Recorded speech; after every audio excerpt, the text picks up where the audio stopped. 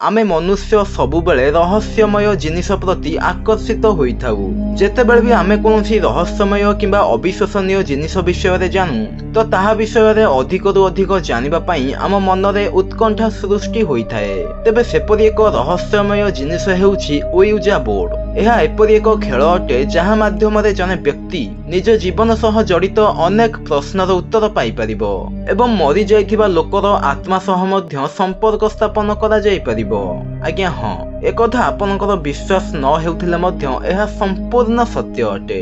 तेबे एही ओयुजा बोर्ड कोन, यह पछरे कोन रहस्य लुचि रहिछि, किपरि एहाकु व्यवहार करी आत्मा को डका जाई परिबो आउ काहेकि यह सारा दुनिया रे एते फेमस अटे। आसंतु जानिबा आजिर एही नुआ एपिसोड रे। ओयुजा बोर्ड जहाँ टॉकिंग बोर्ड नाम रे मध्य जनाशुना। एही बोर्ड उपरे ए रु जेड पर्यंत इंग्राजी वर्णमाला एवं 0 रु 9 पर्यंत संख्या लेखा जाइथाए। एहा व्यतीत एथिरे हाँ एवं ना सहित गुड बाय मध्य लेखा जाइथाए। एही खेल खेलिबा पई जेकोसी एक छोट समतल वस्तुटीए दरकार होइथाए जहाकू प्लानचेट बोली कुहा जाए। एही बोर्ड प्रथमे एकादश शताब्दी रे सम बेरेस्टिंग द्वारा व्यवहृत होइथिला एवं अष्टादश शताब्दी शेष सुधा एही टॉकिंग बोर्ड अमेरिका, भारत एवं जापान परि देश रे पहुंची सारिथिला। 1886 मसीहा सुधा एही खेल केवल एक खेल नुहे बरम आध्यात्मिकतारे परिणत होई सारिथिला। काहेकि ना सेही समय रे अमेरिकार लोक माने एही टॉकिंग बोर्ड को व्यवहार करी युद्ध रे शहीद होइथिबा जवान को आत्मा सह कथाबार्ता करिबाकू लागिले। सेही समय रे लोक माने विश्वास करुथिले जे एही बोर्ड सहायता रे सेमानंक संपर्कयंक आत्मा को डका जाई परिबो एवं थरे सेमानंक आत्मा एही बोर्ड को आसीबा परे एमाने सेही आत्मा मानंकू कोनोसी भी प्रश्न पचारि परिबे।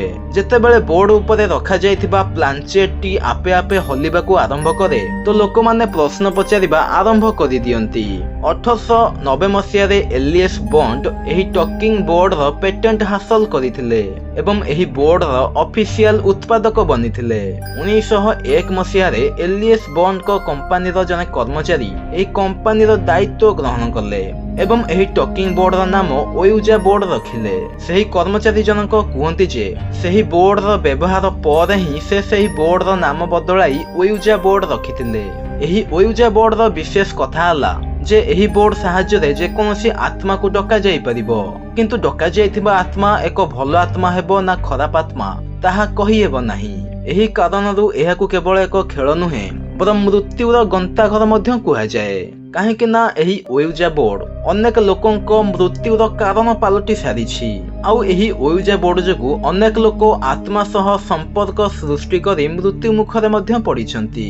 अनुसंधानकारी एवं पैरानॉर्मल एक्टिविटीर विशेषज्ञ मानक अनुसार एही ओयुजा बोर्ड आमर वास्तव दुनिया एवं पैरानॉर्मल दुनिया मध्य रे एक संपर्क सृष्टि करिथाए। थरे एही संपर्क सृष्टि हेबा परे आत्मा एवं अजना शक्ति गुड़िक एही ओयुजा बोर्ड व्यवहार करी घरे प्रवेश करिबा अति सहज होई जाए एवं सेमाने काहाकू भी निजर शिकार बनै पारंती।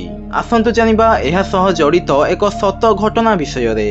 अमेरिका रे सारा बेकर नाम रे एक छोटिया झियो दिने राति रे तार अन्य दुई सांगंक सहित घरे एकुटिया थिला। सेमाने एही ओयुजा बोर्ड खेल खेलिबाकू योजना कले। तेणु सेमाने घरर समस्त लाइट को बंद करी मोहम्बती जलाई एही खेल खेलिबाकू लागिले।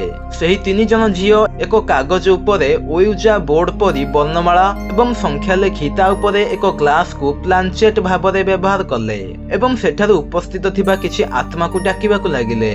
तो किछि समय परे हठात सेही ग्लास टी आपे आपे गति करिबाकू लागिला एवं सेही 3 झियोंक प्रश्नर उत्तर देबाकू लागिला।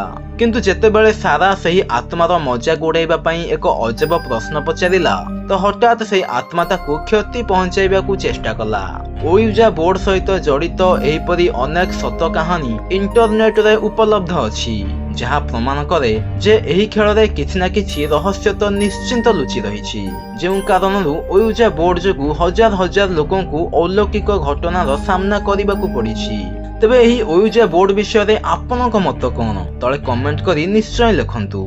आशा करूछि एही छोटिया इन्फॉर्मेशन टी आपनको निश्चिंत पसंद आसीथिबो। पसंद आसीथिले वीडियो को लाइक शेयर कमेंट एवं आम चैनल को सब्सक्राइब करी नोटिफिकेशन को ऑल रे सेट करी दियंतु ଯାହାଦ୍ୱାରା ଆମର ନୂଆ ନୂଆ ଭିଡ଼ିଓର ନୋଟିଫିକେସନ୍ ଆପଣଙ୍କୁ ସର୍ବପ୍ରଥମେ ମିଳିପାରିବ। ଧନ୍ୟବାଦ। ଜୟ ଜଗନ୍ନାଥ।